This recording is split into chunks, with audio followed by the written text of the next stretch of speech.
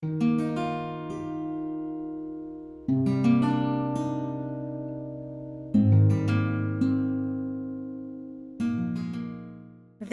is the Confessions of an Eldest Daughter, where we finally say the things we were never allowed to say out loud.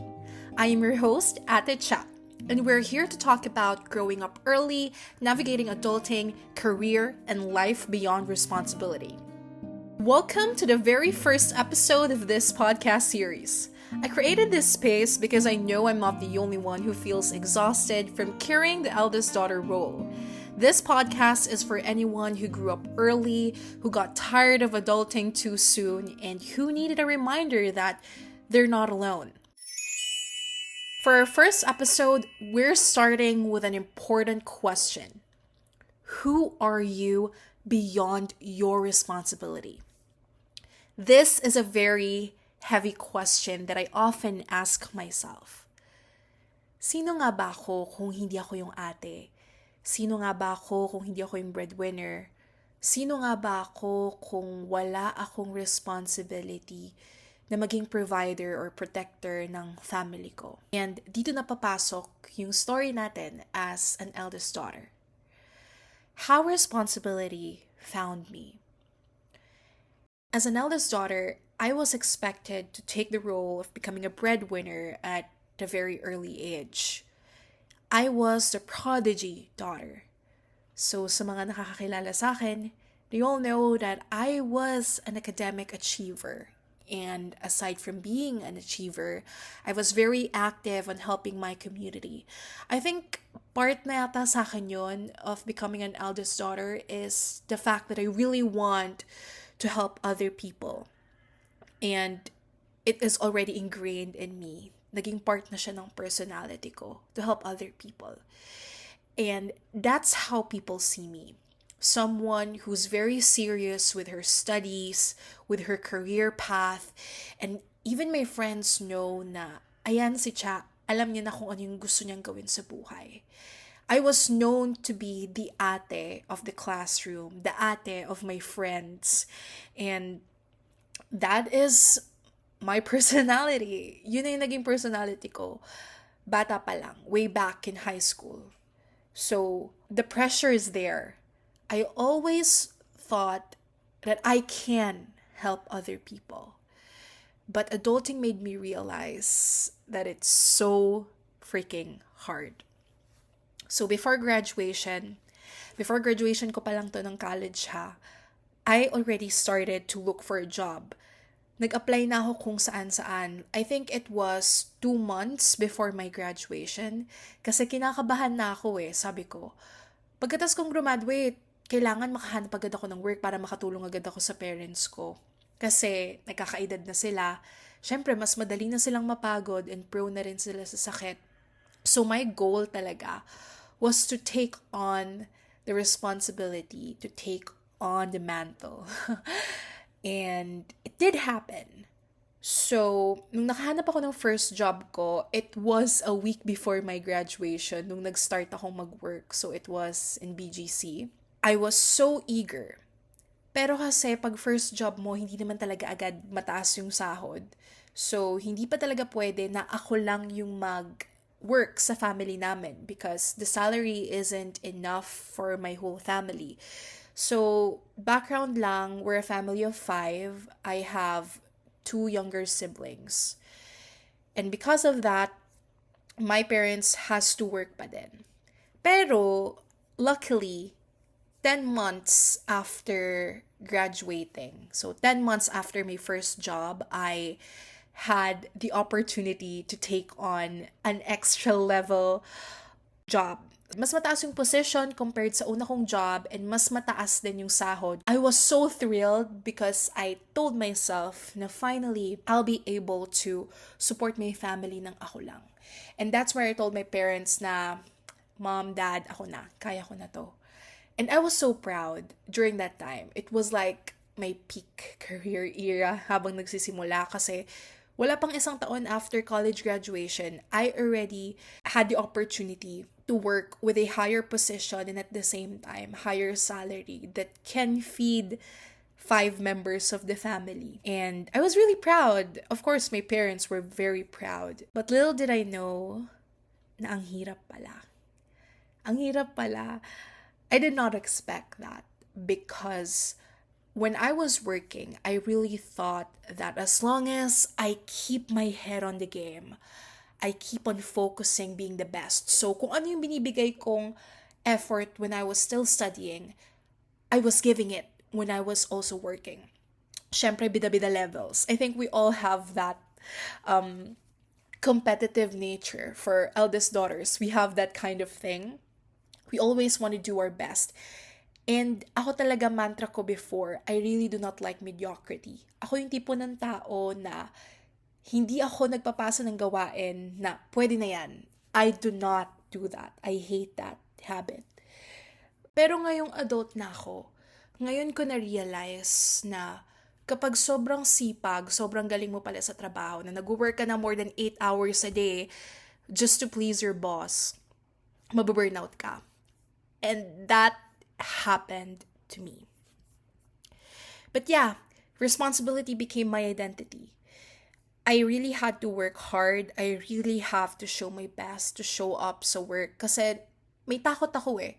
May takot na baka pag nawalan ako ng trabaho, wala akong backup. Kasi nga ako lang yung nagtatrabaho sa amin. Paano na yung family ko? And after years of becoming a breadwinner, I started to feel lost and kept asking myself if this is what I really want.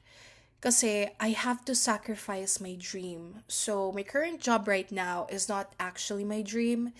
It's a job that pays the bills. It's the job that makes sure that we have food on the table.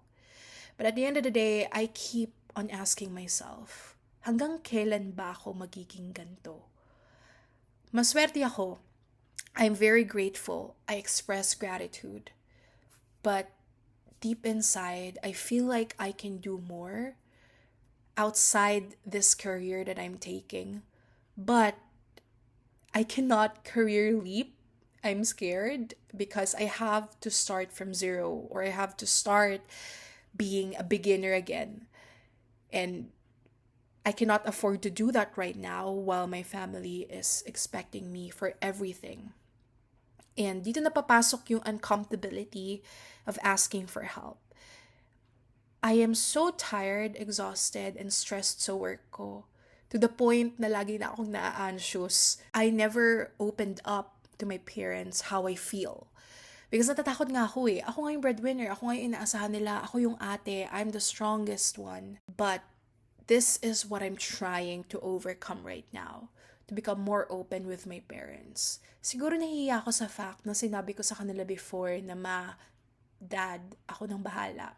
And ngayon feeling ko, gusto kong sabihin na kailangan ko talaga ng help. Na parang hindi ko kaya na ako lang yung isang nagtatrabaho for our family. But that is okay. I made myself realize na in the first place, it's not my responsibility as a daughter to provide for the family. Iniisip ko na lang din na yes, dito papasok yung sinasabi nila na utang na loob sa parents. Pero alam naman natin na hindi talaga responsibility ng anak na mag-provide sa family, sa mga kapatid.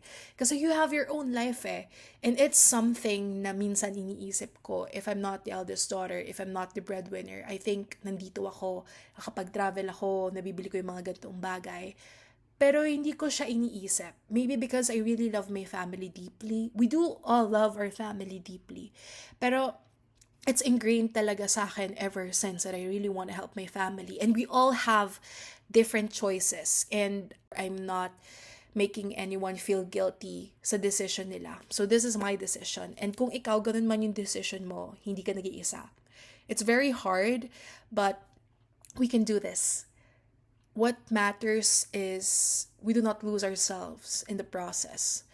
Pero right now, I feel like I'm really, really, really losing myself in the process. And naalala ko bigla, dito pumasok yung pakiramdam na I have to be useful to feel loved. So isa sa mga battles ko this year is to stop people pleasing, especially pleasing my parents. And pakiramdam ko kasi, if I'm an achiever, if I can provide more, I am loved. So, hindi lang sa aspect ng family to pati sa relationship ko and sa friends ko, I feel like I have to step on a certain responsibility just to be accepted by them or just to be accepted by someone, which is quite hard dahil we always have to keep on performing just to be seen, just to be validated. Isa yan sa mga pakiramdam lagi ng eldest daughters eh.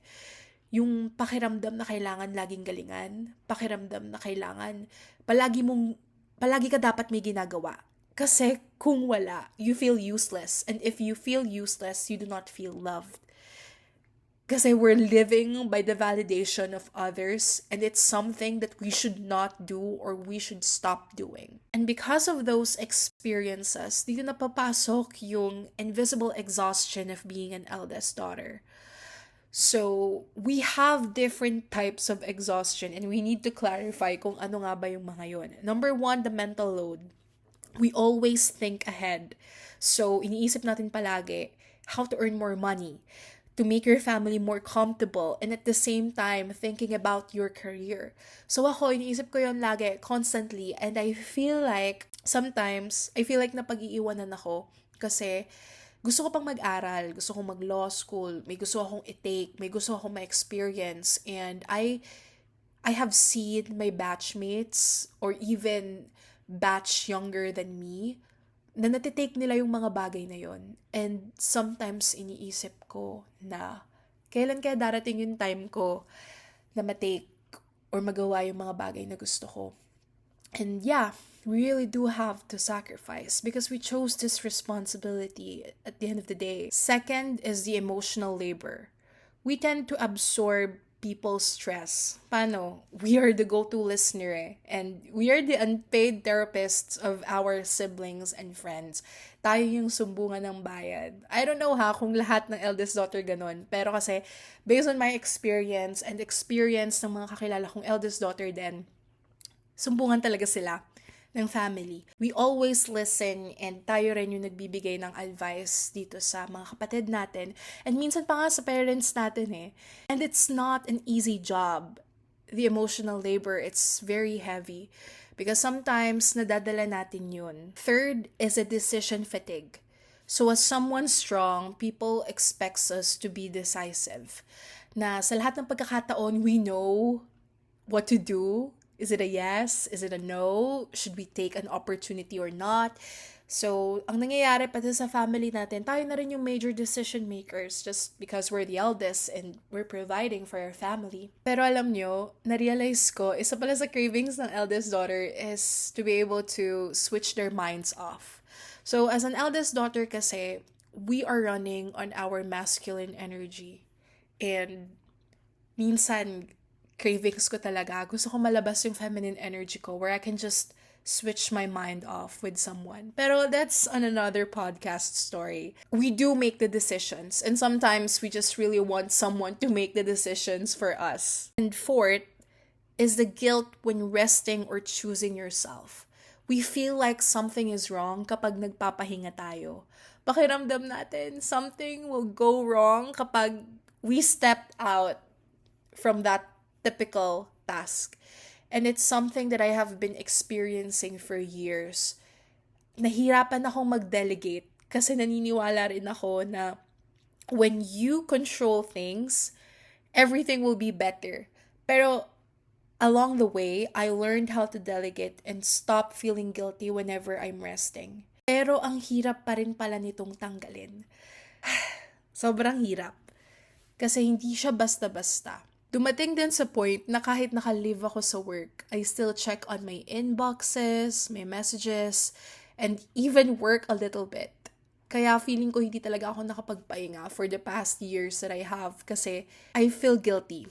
And I'm starting to work on this side of myself, to just rest without having the guilt. And because of these exhaustion levels, alam ko na dapat sabihin na natin to sa parents natin or even someone who's close to us. I'm a very communicative person, pero hirap talaga akong sabihin sa parents ko na napapagod na ako. Maybe it's because of the pride, but what I learned this year is we just really have to tell them. Oo, there's a possibility na hindi nila ma-validate yung feelings natin. Kasi they grew up on survival mode. Emotions weren't the priority during their time. Pero, we really need to tell them that we're exhausted and we need help because it's not our duty to take on everything.